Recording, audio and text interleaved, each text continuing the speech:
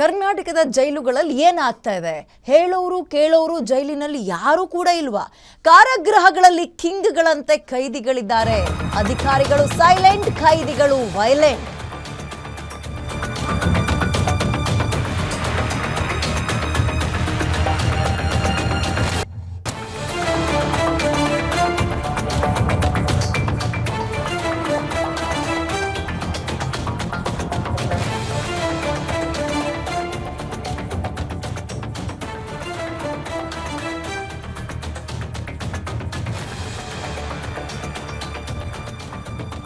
ಕೈದಿಗಳು ಜೈಲಲ್ಲಿ ಕಿಂಗ್ಗಳಂತೆ ಮೆರಿತಾ ಇದ್ದಾರೆ. ಅಧಿಕಾರಿಗಳು ಸೈಲೆಂಟ್, ಕೈದಿಗಳು ವೈಲೆಂಟ್. ಶಿವಮೊಗ್ಗದ ಸೆಂಟ್ರಲ್ ಜೈಲಿನಲ್ಲಿ ಎಲ್ಲವೂ ಕೂಡ ಖುಲ್ಲಂ ಖುಲ್ಲ.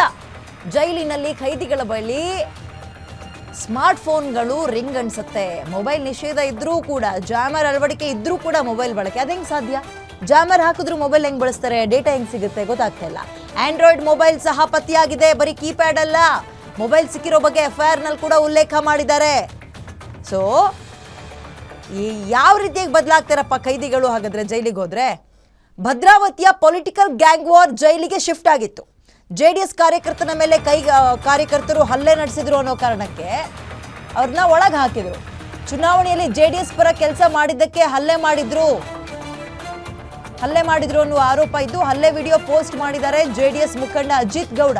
ಭದ್ರಾವತಿಯ ಮಾಜಿ ಶಾಸಕ ಅಪ್ಪಾಜಿ ಗೌಡ ಅವರ ಪುತ್ರ ಇವರು ಅಜಿತ್ ಗೌಡ. ಪೋಸ್ಟ್ ವೈರಲ್ ಆದ ಬೆನ್ನಲ್ಲೇ ಶಿವಮೊಗ್ಗ ಜೈಲು ಅಧೀಕ್ಷಕರಿಂದ ದೂರು ದಾಖಲಾಗಿದೆ.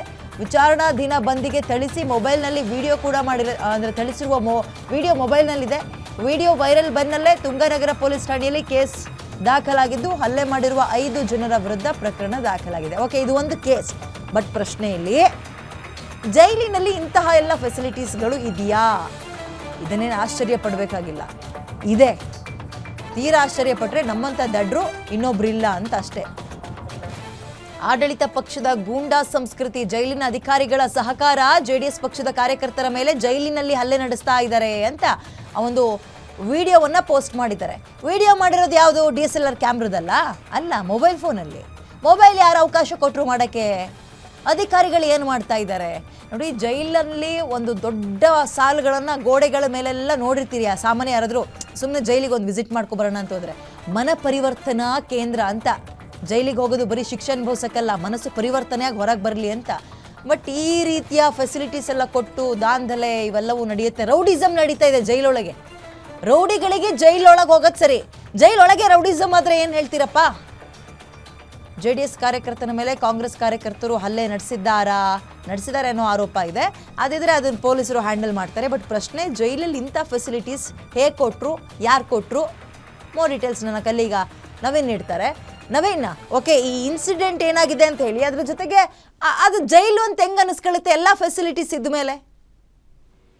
ಖಂಡಿತವಾಗ್ಲೂ ವಿದ್ಯೆ. ಯಾಕಂದ್ರೆ ಶಿವಮೊಗ್ಗದಲ್ಲಿ ಇದೀಗ ಮತ್ತೊಂದು ವಿಡಿಯೋ ವೈರಲ್ ಆಗಿರುವಂತದ್ದು. ಅದು ಕೂಡ ಕೈದಿಗಳು, ಅಂದ್ರೆ ಜೈಲಿನ ಶಿವಮೊಗ್ಗದ ಸೋಗಾನೆ ಬಳಿಯುವಂತ ಸೆಂಟ್ರಲ್ ಜೈಲಿರುವಂತ ಕೈದಿಗಳು ಅಲ್ಲಿ ಒಳಗೆ ಬಂದಂತ ವಿಚಾರಣಾಧೀನ ಕೈದಿಗೆ ಹಲ್ಲೆ ಮಾಡಿರುವಂತ ವಿಡಿಯೋ ಒಂದು ವೈರಲ್ ಆಗಿರುವಂತದ್ದು. ಆ ವಿಡಿಯೋವನ್ನ ಶಿವಮೊಗ್ಗದ ಭದ್ರಾವತಿಯ ಮಾಜಿ ಅಪ್ಪಾಜಿ ಗೌಡ ಅವರ ಪುತ್ರ ಅಜಿತ್ ಗೌಡ ಫೇಸ್ಬುಕ್ ನಲ್ಲಿ ಕೂಡ ಹಾಕೊಂಡಿರುವಂತದ್ದು. ಇದಕ್ಕೆ ಸಂಬಂಧಪಟ್ಟಾಗೆ ವಿಡಿಯೋವನ್ನ ದೃಢೀಕರಿಸೋ ನಿಟ್ಟಿನಲ್ಲಿ, ಅಂದ್ರೆ ಶಿವಮೊಗ್ಗ ಜೈಲಿನ ಸೂಪರಿಂಟೆಂಡೆಂಟ್ ಆದಂತಹ ರಂಗನಾಥ್ ಸರ್ ಅವರು ಕೂಡ ಈಗಾಗಲೇ ಮುಖ್ಯವಾಗಿ ಶಿವಮೊಗ್ಗದ ತುಂಗನಗರ ಠಾಣೆಗೆ ಈ ಒಂದು ವಿಡಿಯೋದಲ್ಲಿ ಯಾರು ಹಲ್ಲೆಯನ್ನ ಮಾಡಿದರೆ ಆ 5 ವಿರುದ್ಧ ಕಂಪ್ಲೇಂಟ್ ಅನ್ನ ಕೂಡ ಕೊಟ್ಟಿರುವಂತದ್ದು, ಜೊತೆಗೆ ಪ್ರಕರಣ ಕೂಡ ದಾಖಲಾಗಿರುವಂತದ್ದು. ಆದ್ರೆ ಇಲ್ಲಿ ಮುಖ್ಯವಾಗಿ ಉದ್ಭವಿಸುವಂತ ಪ್ರಶ್ನೆ, ಅಂದ್ರೆ ಜೈಲಿನಲ್ಲಿರುವಂತಹ ಏನು ವಿಚಾರಣಾ ಬಂದ ಕಿರಣಿಗೆ ಹಲ್ಲೆಯನ್ನ ಮಾಡಿದ್ರೆ ಅದಕ್ಕೆ ಸಂಬಂಧಪಟ್ಟಂಗೆ FIR ಕೂಡ ದಾಖಲಾಗಿದೆ. ಆದ್ರೆ ಇಲ್ಲಿ ಜೈಲಿನ ಒಳಭಾಗದಲ್ಲಿ ಮೊಬೈಲ್ ಯಾಕಂದ್ರೆ ಈಗಾಗಲೇ ಒಂದು ಕಡೆ ರಾಜ್ಯ ಸರ್ಕಾರ ನಾವು ಕಠಿಣವಾದಂತಹ ಕ್ರಮಗಳನ್ನ ತೆಗೆದುಕೊಳ್ತೇವೆ ಅನ್ನೋ ಮಾತನ್ನ ಪರಪ್ಪನ ಅಗ್ರಹಾರದ ಇರ್ಬೋದು ಅಥವಾ ಬೆಳಗಾವಿ ಜೈಲಿನಲ್ಲಿ ಏನು ಒಂದಷ್ಟು ಮೊಬೈಲ್ಗಳು ಪತ್ತೆ ಆಗಿದ್ದು, ಆ ಸಂದರ್ಭದಲ್ಲಿ ನಾವು ಜಾಮರನ್ನ ಹಾಕ್ತೇವೆ, ತಪಾಸಣೆ ಮಾಡ್ತೇವೆ, ಯಾರಿಗೂ ಕೂಡ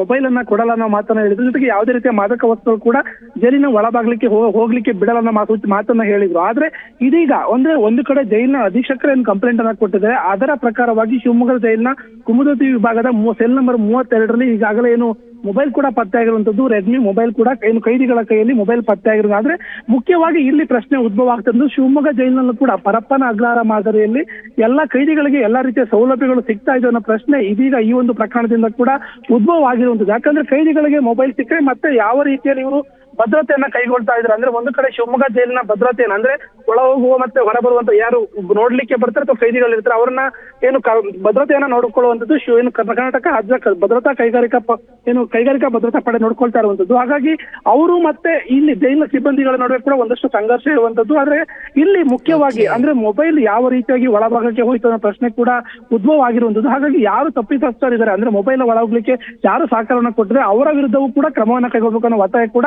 ಇದೀಗ ಕೇಳಿ ಬರ್ತಾ ಇರುವಂತದ್ದು ವಿದ್ಯಾ.